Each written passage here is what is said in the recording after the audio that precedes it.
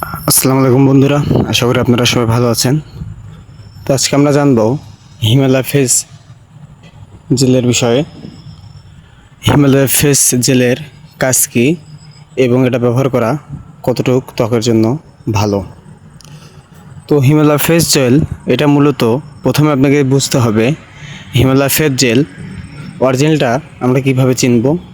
Himalaya face jail এটা মূলত মার্কেটে এখনও 2 নম্বর মাল অ্যাভেলেবল দেখা যাচ্ছে না, কিন্তু তারপরেও হিমালয় ফেস জেল আপনাদেরকে কোম্পানির যে নিচে 3টা লোগো আছে দেখেন, লোগো 3টা দেখে নেবেন।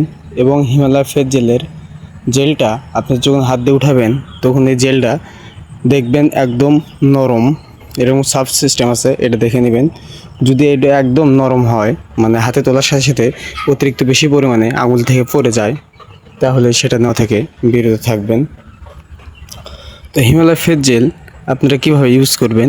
হিমালয় ফেস জেল মূলত ফেস ওয়াশ যেভাবে ইউজ করেন ঠিক ওইভাবে দিয়ে কিছুক্ষণ ফেসে রেখে দিবেন।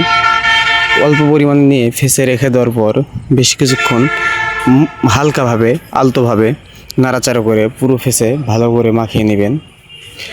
তারপরে কিছুক্ষণ রেখে দেওয়ার পর আপনারা ভালো করে মুখটা ধুয়ে ফেলবেন।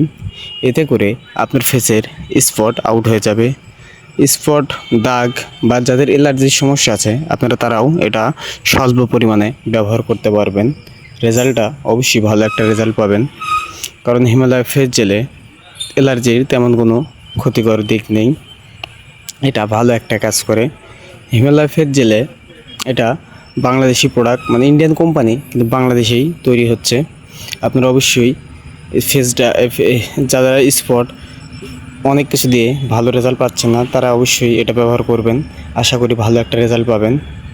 এতে করে আপনার মুখের তৈলাক্ত ভাবসহ দাগ খুব সহজে উঠে চলে যাবে।